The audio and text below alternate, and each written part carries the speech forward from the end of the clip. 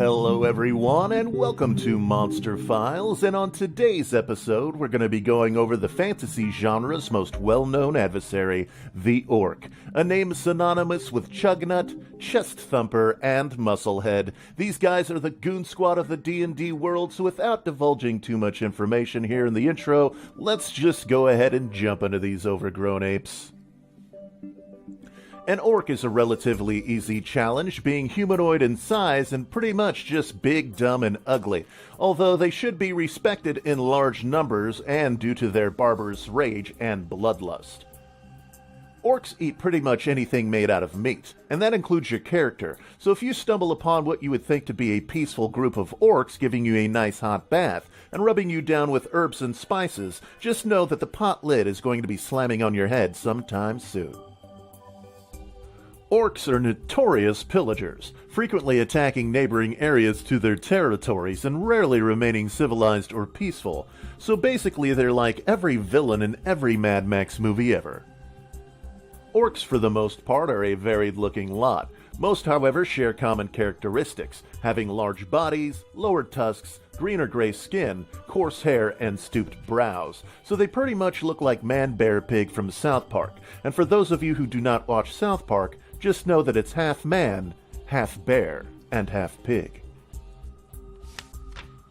Although the orcs have various stories for their origins, the consensus seems to be that the god Grummish created the orcs from his blood, hatred, and his own image to serve him in the world.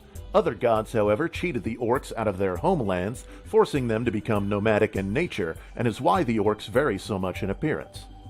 This story actually reminds me a lot of Oregon Trail, in that there's a large group of people trying to find a new home, except in this story there's a lot less dysentery and fording rivers, and a whole lot more elf murder and hobbit barbecue.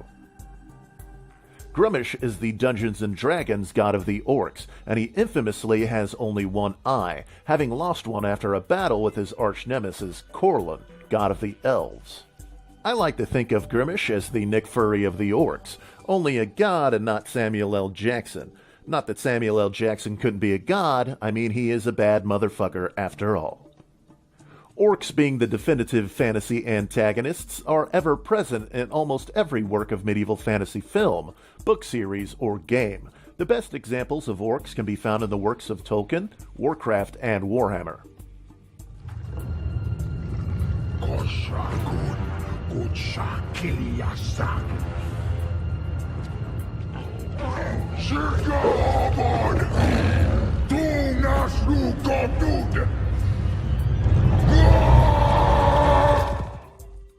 Alright everybody, that pretty much wraps it up. I hope you had some fun, I sure did. And if you have any suggestions for future monsters that you would like to see featured here on the show, make sure that you leave them in the comments below. And while you're at it, maybe even hit the like button and subscribe to the channel if you liked the video. And with that being said, thank you all very much for watching, and I will see you next time.